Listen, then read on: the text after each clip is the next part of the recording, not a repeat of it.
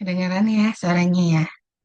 Ya, selamat pagi semuanya. Apa kabar? Saya percaya hari ini kita diberkati Tuhan ya dengan sukacita, kesehatan yang baru. Satu hari lagi Tuhan percayakan di dalam kehidupan kita pada pagi hari ini.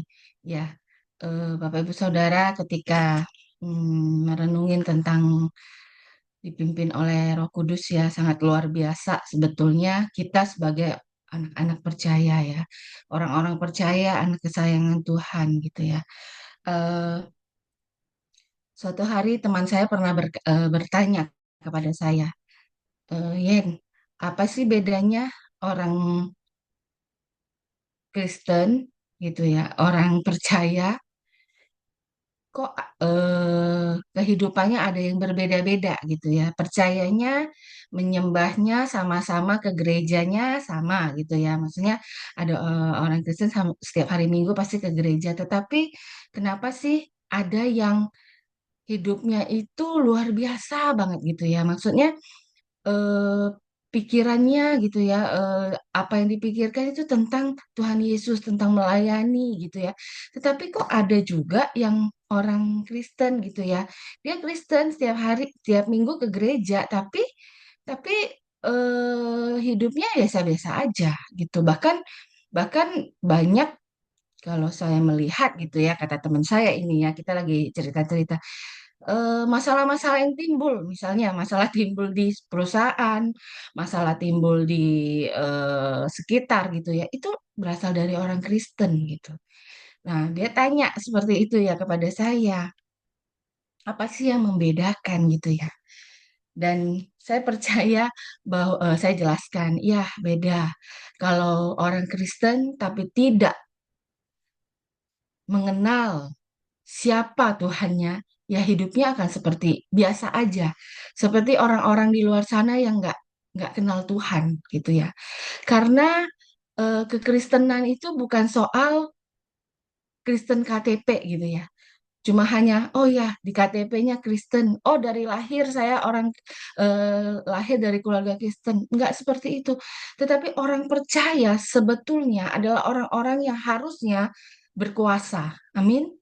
Orang yang harusnya memiliki dampak yang luar biasa, orang-orang yang seharusnya menjadi apa ya, menjadi contoh gitu ya, menjadi teladan dimanapun orang ini berada gitu ya.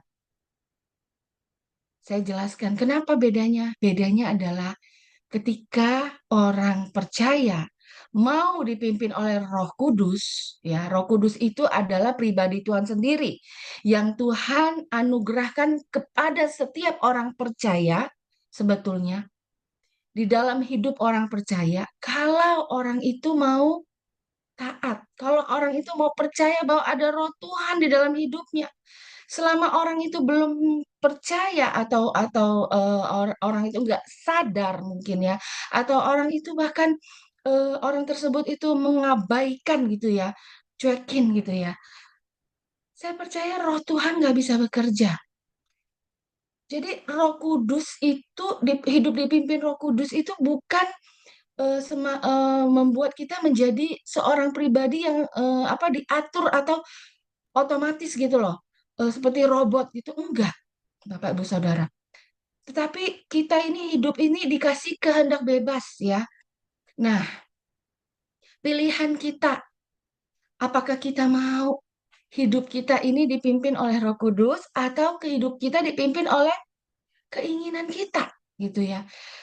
Balik lagi kepada pembicaraan saya kepada teman saya bilang bahwa pilihan hidup itu ada di setiap orang. Jadi bukan hanya Kristen, otomatis orang itu akan luar biasa, orang itu akan menjadi saluran berkat, orang itu akan terus apa namanya memikirkan hal-hal yang rohani. Enggak juga, gitu ya. Itu tergantung kepada pribadinya, seberapa kenal dia, siapa Tuhan yang menyertainya. Amin. Roh Kudus itu adalah pribadi Tuhan sendiri yang Tuhan tinggalkan ketika Tuhan naik ke surga kepada setiap orang yang percaya kepadanya. Tetapi banyak orang yang mungkin lahir udah Kristen tapi mereka tidak mengindahkan Roh Kudus. cuek aja gitu ya. Sebenarnya Roh Kudus itu berbicara, sebenarnya Roh Tuhan itu mau berbicara, mau mengarahkan kita, tetapi kitanya ini cuek aja. Kita ini seringnya apa? Seringnya lebih dengar apa kata sekeliling kita, apa eh, hal-hal yang mungkin baik di mata dunia ini gitu ya. Kita seringnya melakukan segala sesuatu yang ideal menurut ukuran dunia ini gitu. Contohnya, contohnya kita sering dengar ya, hemat pangkal kaya gitu ya. Jadi berhemat-hematlah, nggak usahlah kita apa ya mau jor-joran gitu ya, mau luar biasa gitu ya untuk memberkati, apalagi memberkati gereja gitu ya. Nggak usahlah kasih persembahan itu mah ya biasa-biasa aja lah, nggak ada sesuatu yang penting. Orang hemat pangkal kaya kok. Kalau kita percaya nilai-nilai dunia lebih dari nilai firman Tuhan, maka maka ya yang akan terjadi di dalam kehidupan kita ya sama dengan orang-orang dunia, Bapak Ibu Saudara. Kita sewaktu kita percaya ada Roh Kudus yang menggerakkan kita bisa menjadi orang yang sangat bermurah hati. Amin. Kita bisa memberi, terlibat di dalam pekerjaan Tuhan dengan luar biasa yang mungkin di luar hitung-hitungan kita, gitu ya. Karena kita percaya bahwa Tuhan memberkati kita, Tuhan telah memberkati kita, Tuhan telah memberikan yang terbaik buat hidup kita. Makanya kita dengan sukacita mau memberi untuk pekerjaan Tuhan. Contoh, ini contoh. Jadi prinsip hemat pangkal kaya itu udah nggak ada lagi. Ya, memang kita perlu ada perencanaan, ya, perencanaan keuangan itu perlu. Tetapi ketika Roh Kudus, yang mau saya sampaikan, ketika Roh Kudus bilang bahwa beri, tabur, berkati, itu kita jangan pernah tahan-tahan, Bapak Ibu Saudara. Karena ketika kita nurut, ketika kita nurut, saya percaya hidup kita makin hari akan semakin gampang untuk dipimpin oleh Roh Kudus karena kita nurut. Kalau kemarin saya diberkati oleh sharingnya Priska ya tentang hal mendengar, benar ya. Priska menjelaskan tentang hal mendengar gitu ya. Lalu tiba-tiba saya teringat gitu ya. Saya percaya setiap kita yang sudah menjadi anak Tuhan, pasti Roh Kudus itu berbicara, gitu ya. Tetapi apakah kita mau pakai telinga kita untuk mendengar? Benar gak? Ketika kita mendengar misalnya suara Tuhan, suruh tolong ini, tolong orang ini gitu ya, suruh memberkati orang ini, atau kita disuruh jangan melakukan hal ini. Apakah ketika kita mendengar, kita taat atau enggak? Itu kehendak bebas kita, Bapak Ibu Saudara. Ya. Ketika kita mendengar, baik kalau kita bisa mendengar suara Tuhan, kita bisa mendengar keinginan Tuhan itu apa gitu ya. Ketika kita mau jatuh dalam dosa, tuh Roh Kudus pasti sudah ingatkan, tidak boleh. Engkau pemimpin, engkau anak-anak Tuhan, engkau hamba Tuhan. Jangan lakukan A, jangan lakukan B. Itu berdosa. Tetapi kalau kita terobos aja, nggak apa-apa lah. Kan nggak ada yang tahu. Nggak apa-apa lah, korupsi dikit-dikit. Nggak usah jauh-jauh, Bapak Ibu Saudara. Saya sering kayak seperti ini. Ketika belanja gitu ya, atau makan lah, makan di tempat restoran atau tempat makan biasa gitu. Salah hitung, misalnya saya apa namanya? eh Misalnya nasinya gitu ya, nasinya ada 3, tapi dihitungnya cuma 2. Roh Kudus bilang balik, kasih tahu bahwa kurang gitu ya. Kan rugi dong yang jual, bener gak? Tetapi kalau kita ya nggak apa-apa lah gitu ya, nggak usah kasih tahu lah, restorannya udah rame kok, nggak rugi-rugi banget cuma 1 piring nasi.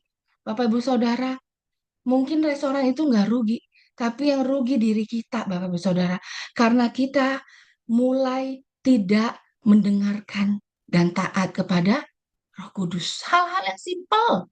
Nggak usah hal-hal yang bagaimana ya. Hal-hal yang simpel kalau kita belajar untuk taat, kita dengar, taat. Dengar, taat, lakukan. Dengar, taat, lakukan. Kalau Tuhan udah bilang jangan sama orang itu gitu ya. Bagi bagi teman-teman yang mungkin mencari pasangan hidup gitu ya. Jangan, jangan dengan orang itu gitu ya. Udah banyak yang kasih tahu jangan nggak baik. Orang itu gini gini gini. Tapi karena orang itu ganteng gitu kan, kaya gitu kan. Ah nggak, siapa siapa masa ini hidup saya gitu ya. Nggak usahlah orang-orang kepo gitu ya. Padahal Tuhan itu bisa berbicara lewat orang sekitar kita, lewat orang tua kita. Bahkan Tuhan bisa berbicara lewat anak-anak kita. Gitu ya. Anak kecil juga bisa dipakai. Ya, ketika ketika kita marah gitu ya, mungkin anak-anak kita ingatkan, Mah, jangan kayak seperti itu, gitu ya. Nggak boleh seperti itu. Meyer sering banget ya mengingatkan saya gitu ya. Ketika misalnya salah gitu ya, dia selalu tegur. Kita mau belajar nggak untuk dengar? Saya percaya Tuhan juga bisa berbicara lewat anak kecil gitu ya, lewat anak-anak kita, orang-orang sekitar kita gitu ya. Tapi kita mau dengar apa enggak? Kalau kita yakin itu adalah Tuhan, suara Tuhan itu pasti tujuannya adalah untuk memuliakan Tuhan. Amin. Tujuannya adalah untuk mengarahkan kita kepada kehendak Tuhan. Amin. Ya, tapi kita lebih lebih apa ya? Lebih dengar dan lebih ingin ikut pada keinginan daging kita ya.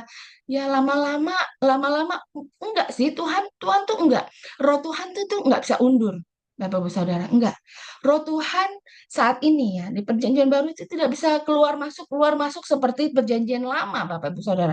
Roh Tuhan itu ada di dalam hidup kita. Cuman kalau kita sering terlalu sering membantah, terlalu sering menganggap sepi gitu ya, terlalu sering cuekin gitu ya, terlalu sering melanggar, lama-lama roh itu akan apa ya, padam gitu loh. Dia tidak pergi tapi dia padam. Karena apa? Karena kita dikuasai oleh keinginan daging kita. Karena kita dikuasai oleh pikiran-pikiran, mungkin pikiran-pikiran positif kita. Menurut kita itu baik gitu ya. Tapi pada pagi hari ini saya diingatkan oleh pelayanan Paulus, Bapak Ibu Saudara. Paulus sangat luar biasa. Kalau kita baca pelayanan Paulus itu, wow, luar biasa. Kita akan baca coba di Kisah Rasul 20. Ya, ini saya sangat apa namanya? Terberkati ya dengan Paulus ini. Paulus ini luar biasa. Ketika ketika ada waktu setelah dia berjumpa pribadi dengan pribadi Tuhan gitu ya, hidupnya benar-benar diubahkan. Ya, dulunya dia adalah pembunuh, dulunya adalah dia orang yang mengejar-ngejar pengikut Kristus, tapi ketika dia bertemu dengan pribadi Tuhan, pribadinya diubahkan. Bapak Ibu Saudara, saya mau garis bawahi, ketika kita bertemu dengan pribadi Tuhan, pasti ada hidup kita yang diubahkan. Amin. Entah itu pikiran kita, entah itu perkataan kita, entah itu tingkah laku kita, itu pasti diubahkan gitu loh. Jadi tanda tanya ketika kita bilang kita bisa dengar suara Tuhan, tapi hidup kita masih apa? Masih suka ngomongin orang, masih suka fitnah sana sini, masih suka mengasihani diri sendiri gitu ya. Tanda tanya Bapak Ibu Saudara, masih suka apa? Jatuh bangun di dosa yang sama. Kita bisa jatuh di dalam dosa, ya. Saya sepakat. Tetapi saya percaya ketika kita peka kepada suara Roh Kudus, pasti Roh Kudus itu memberi warning, memberi peringatan, jangan melakukan lagi, jangan melakukan lagi. Tetapi kalau kita langgar terus lama-lama, roh itu menjadi padam, roh itu berduka karena Roh Kudus itu mempunyai perasaan, Bapak Ibu Saudara, ya. Ketika kita tahu, kita kasih tahu anak kita atau pasangan kita, jangan seperti ini, jangan ini ya, jangan seperti ini. Tapi pasangan kita atau anak kita nggak dengerin, pasti kita sedih, benar nggak? Dibiarin dulu deh. Roh Kudus juga seperti itu. Dia punya perasaan karena dia adalah seorang pribadi. Pribadi Yesus sendiri, pribadi Kristus sendiri yang Tuhan tinggalkan di dalam kehidupan kita supaya kita ditolong, menjadi penolong kita gitu ya, menjadi penghibur kita, menjadi pembela kita. Amin. Sebenarnya sangat luar biasa anak-anak Tuhan ketika anak-anak Tuhan sadar Roh Tuhan, Roh Kudus ada di dalam kehidupan setiap kita. Itu sangat luar biasa, powerful.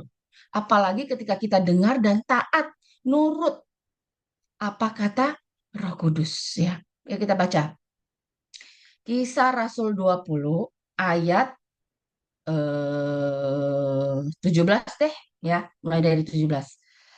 Karena itu ia menyuruh seorang dari Miletus ke Efesus dengan pesan supaya para penonton jemaat datang ke Miletus. Supaya mereka datang berkatalah ia kepada mereka. Kamu tahu bagaimana aku hidup di antara kamu sejak hari pertama aku tiba di Asia ini, kata Paulus. 19. Dengan segala kerendah hati aku melayani Tuhan. Dalam pelayanan itu aku banyak mencucurkan air mata, banyak mengalami pencobaan dari pihak Yahudi yang mau membunuh aku. Ayat 20 ya. Ayat 20 kita sama-sama baca. Satu, dua, tiga. Sungguh pun demikian, aku tidak pernah melalaikan apa yang berguna bagi kamu. Semua kuberitakan dan kuajarkan kepada kamu, baik di muka umum maupun dalam perkumpulan-perkumpulan di rumah kamu. Hal yang pertama yang saya mau garis bawahi, Bapak Ibu Saudara, kenapa kita perlu dipimpin oleh Roh Kudus? Yang pertama supaya kita tidak lalai. Amin. Kita tidak lalai melakukan kehendak Tuhan. Ya, seringkali kita lalai. Seringkali kita lupa tujuannya apa sih? Seringkali kita sibuk dengan agenda-agenda kita. Kita sibuk membesarkan nama kita. Kita sibuk membersihkan nama kita. Kita lalai. Ya, tapi ketika kita dipimpin Roh Kudus sampai ke tujuan, kita tidak lalai. Amin. Manusia sering lalai, sering lupa gitu ya. Tapi Roh Kudus selalu mengingatkan. Amin. Kita butuh Roh Kudus supaya kita tidak lalai sampai ke tujuan ya. Supaya kita tidak lalai melakukan kehendak Tuhan. Amin. 21. Aku senantiasa bersaksi kepada orang-orang Yahudi dan orang-orang Yunani supaya mereka bertobat kepada Allah dan percaya kepada Tuhan kita Yesus Kristus ya, supaya sampai tujuan Bapak Ibu Saudara. Fokusnya adalah tujuan Allah. Yang kedua ya, kita perlu Roh Kudus supaya fokus kita adalah yang kita lakukan, kita tidak lalai melakukan dan fokus kepada tujuan Allah. Amin. Kalau kita tidak dipimpin oleh Roh Kudus, hari-hari kita hanya memikirkan soal penghidupan kita. Soal sama seperti orang-orang yang nggak kenal Tuhan. Soal makan, minum, pakai, soal duit gitu ya, soal pekerjaan hanya itu. Bukan saya bilang itu tidak dipikirkan, tapi hanya itu. Hari-harinya cuma itu doang. Makanya kalau ada masalah dikit di pekerjaan, masalah dikit misalnya dengan pasangan, atau masalah dikit dengan doa-doa yang kita belum dijawab, kita akan stres. Karena fokus kita adalah bukan tujuan Allah, tapi fokus kita adalah kepentingan kita sendiri. Makanya kita butuh Roh Kudus. Amin. Supaya kita tidak lalai. Yang kedua, supaya kita fokus sampai ke tujuan yang Tuhan mau. Ya. Ayat 22 ini menjadi kunci. Kita baca bersama. 1, 2, 3. Tetapi sekarang sebagai tawanan roh. Wow, luar biasa. Tawanan roh ya. Aku pergi ke Yerusalem dan aku tidak tahu apa yang akan terjadi atas diriku di situ. 23. Selain daripada yang dinyatakan Roh Kudus dari kota ke kota kepadaku, bahwa apa? Bahwa ada berkat, bahwa ada mujizat, bahwa ada sesuatu yang indah di sana. Bukan. Roh Kudus menyatakan kepada Paulus bahwa penjara dan sengsara menunggu Paulus. Ya, Bapak Ibu Saudara. Hal yang ketiga, kita perlu Roh Kudus supaya kita berani, Bapak Ibu Saudara. Meskipun di depan sana ada tantangan, ada masalah gitu ya. Ada sesuatu yang mungkin kita tahu nggak enak, tapi kalau Roh Kudus bilang pergi, ambil gitu ya. Terima. Mari kita belajar untuk dengar dan taat. Yang dinyatakan Roh Kudus kepada Paulus, ya, itu apa? Bukan sesuatu, oh Paulus di sana ada berkat, oh ada jiwa-jiwa yang besar, oh ada sekumpulan jemaat yang engkau akan menangkan jiwanya. Enggak, tetapi dikatakan sekarang saya sebagai tawanan roh, ya.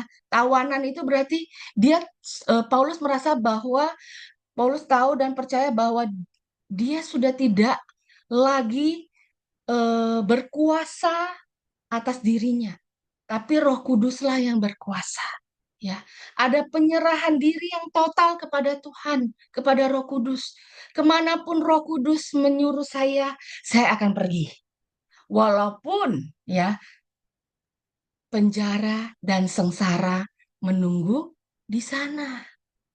Walaupun ada masalah, walaupun bukan bukan rumput yang hijau gitu ya, bukan bukan taman yang indah gitu ya, bukan tempat yang penuh dengan susu dan madu misalnya ya, tetapi ketika Roh Kudus menyertai, Paulus percaya di sana pasti ada mujizat. Amin. Bapak Ibu Saudara, sama dengan hidup kita.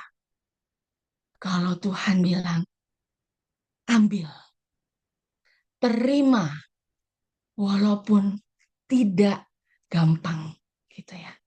Bapak Ibu Saudara, ketika kami tim penggembalaan ya menerima tongkat estafet gitu ya untuk meneruskan pelayanan ini, Bapak Ibu Saudara, bagi kami khususnya saya dan suami itu tidak gampang, Bapak Ibu Saudara.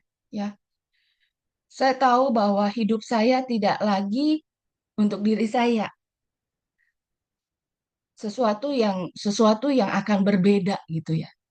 Saya tahu pelayanan itu banyak berkorbannya gitu ya, berkorban waktu, nggak ada lagi waktu untuk diri sendiri gitu ya, berkorban eh, dompet gitu ya, berkorban perasaan, Bapak Ibu Saudara ya, masih banyak hal di luar sana yang kita dengar gitu ya. Tapi kalau Tuhan suruh, Tuhan yang akan kuatkan. Amin. Yang penting kita tulus. Yang penting di hati kita ini apa? Di hati kita ini bersih, murni gitu ya. Kita semata-mata hanya untuk melayani Tuhan. Semata-mata hanya untuk melakukan kehendak Tuhan. Jalan aja, gas aja gitu ya. Kalau Tuhan nggak bilang gitu ya, Tuhan nggak suruh, kita nggak akan berani. Maka kita perlu Roh Kudus supaya pertama apa tidak lalai, supaya kedua apa kita fokus kepada kehendaknya Tuhan. Jangan sampai kehendak kita yang menyetir kita, yang mendrive kita sampai kepada tujuan. Tapi tujuannya itu tujuan yang nggak jelas. Mungkin kelihatannya indah, kelihatannya bagus, tapi ujung-ujungnya menghancurkan hidup kita. Tetapi kalau kita dipimpin oleh Roh Kudus, meskipun penjara dan sengsara menunggu, gitu ya, kata Paulus. Tapi dikatakan apa dong? 24-nya luar biasa. Kisah Rasul 20 ayat 24. Tetapi aku tidak menghiraukan nyawaku sedikit pun asal saja aku dapat mencapai garis akhir dan menyelesaikan pelayanan yang ditugaskan Tuhan Yesus kepadaku untuk memberi kesaksian tentang Injil, kasih, karunia Allah. Bapak Ibu Saudara, orang-orang seperti ini adalah orang-orang yang benar-benar menyerahkan hidupnya kepada pimpinan Roh Kudus. Ya, sudah tidak lagi menghiraukan sedikit pun nyawanya. Bagi orang dunia, nyawa itu adalah hal nomor satu. Benar ya? Banyak orang-orang di luar sana, mungkin bahkan anak-anak Tuhan, masih takut dengan kematian. Kenapa, Bapak Ibu Saudara? Karena mereka belum mengerti. Tetapi Paulus mengerti. Ya, Paulus mengerti. Tuhan yang dia sembah siapa? Ketika dia tidak lagi di dunia ini, dia bertemu dengan Tuhan Yesus Kristus. Ya, hal yang begitu indah. Tetapi sebelum itu, dia mau menyelesaikan dengan maksimal, mencapai garis akhir, menyelesaikan, tidak lalai Bapak Ibu Saudara ya, sampai ke tujuan. Dan saya percaya kita semua juga mau seperti Paulus ya, tidak lalai sampai kepada tujuan, tapi tujuannya tujuan Tuhan, kehendak Tuhan. Amin. Bukan tujuan yang kita buat-buat sendiri, bukan peta atau maps yang kita buat-buat sendiri. Kelihatannya bisa indah, tapi ujung-ujungnya maut. Hati-hati Bapak Ibu Saudara ya. Tapi kalau kita pasrah, kita berserah kepada tuntunan Roh Kudus, biarlah Roh Kudus yang menuntun kehidup kita. Saya percaya kita, ketika melewati padang gurun pun ada penyertaan Tuhan. Amin. Ketika melewati badai, ada penyertaan Tuhan. Amin. Ketika melewati penjara dan sengsara seperti Paulus, ada pembelaan Tuhan, ada mujizat Tuhan yang Tuhan kerjakan. Karena apa? Tuhan yang berjalan di depan Paulus. Amin. Tuhan yang berjalan di depan Musa ketika Musa mau menyeberangi lautan gitu ya. Laut itu pun terbelah. Luar biasa Bapak Ibu Saudara. Jadi jangan takut. Kita perlu dipimpin oleh Roh Kudus supaya kita berani. Ya, apapun. Kalau Tuhan sudah suruh, kita dengar dan kita taat. Ya, dengar saja. Tapi kalau kita nggak taat, kita keraskan hati, kita mulai pakai logika kita gitu ya. Itu kita nggak bisa sampai tujuan. Amin, Bapak Ibu Saudara. Jadi renungan singkat pada pagi hari ini ada 3 hal. Kita perlu Roh Kudus menuntun hidup kita supaya kita tidak lalai. Yang pertama, yang kedua, supaya kita fokus kepada tujuannya Tuhan. Yang ketiga, supaya kita berani. Amin. Karena berani bukan dengan kekuatan kita, bukan dengan hitung-hitungan kita, tetapi berani karena ada Tuhan Yesus yang berjalan di depan kita. Amin. Bapak Ibu Saudara, biarlah renungan ini boleh memberkati kita semua. Shalom. Selamat pagi semua. Bye-bye.